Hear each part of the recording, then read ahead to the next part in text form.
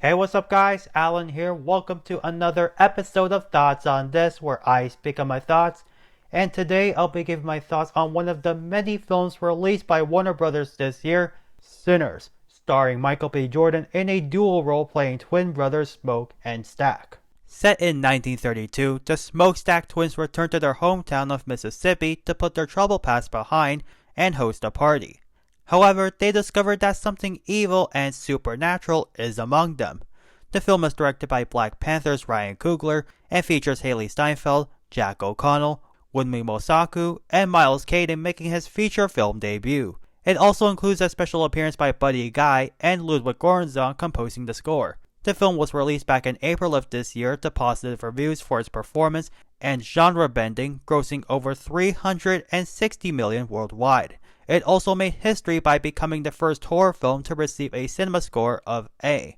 Now, what do I think about this film? I saw the film a few times, and before I watched it the first time, I knew nothing about it other than Michael B. Jordan playing twins, so I went in that film blind.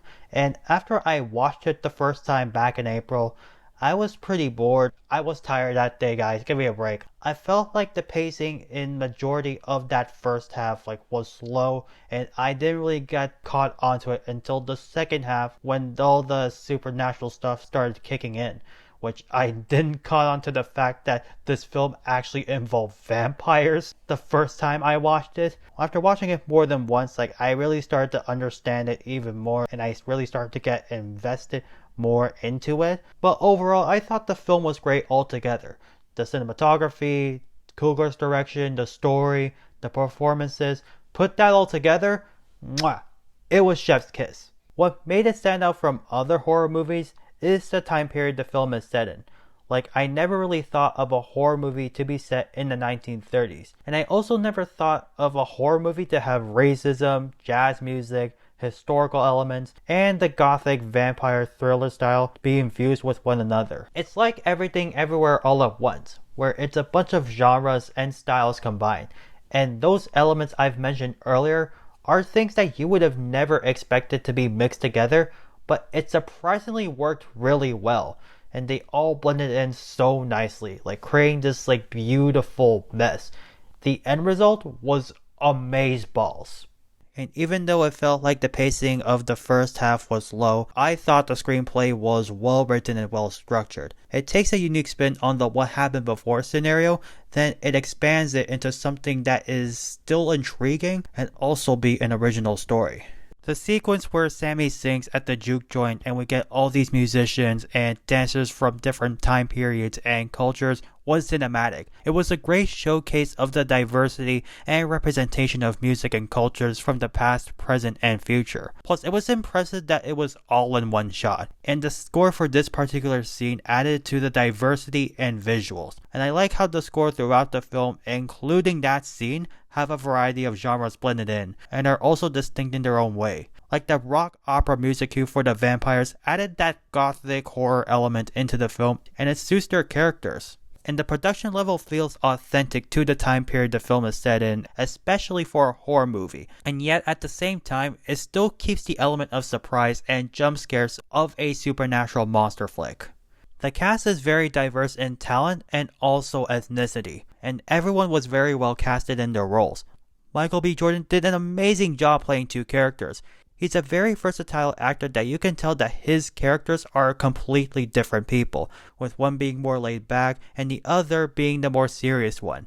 Haley Steinfeld's performance was also amazing in this film. She showed a different side that has been seen in other projects she's been in the last few years, like Hawkeye and the Pitch Perfect films. Her performance is kind of reminiscent of other actresses from the golden age of Hollywood.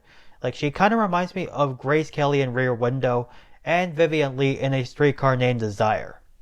Miles Caden really surprised me with his performance, mostly because this was his first major film. And if you were to tell me that was his first major acting gig, I would have not believed you, because that performance he gave was on the same level as many of those actors that have been in major films for years.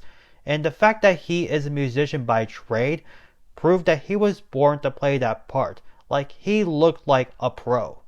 Another element that made the film stood out for me is the post-credit scene. I like that it's not a tease to a follow-up or a sequel, but rather a closure to the story arc between Stack and Sammy. The other post-credit scene was a nice encore for Sammy, and Caden's voice was amazing. He's super talented, and I hope that this is not the last we've seen of him, like whether he goes more into music or does more roles in future films or TV shows. I really want to see more of him. If there was one word to describe this film, it would have to be extraordinary.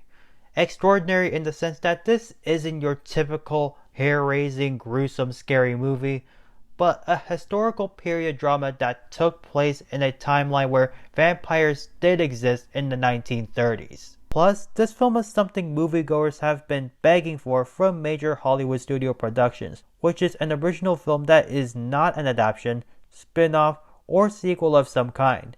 Everything from the concept, story, and writing is all original.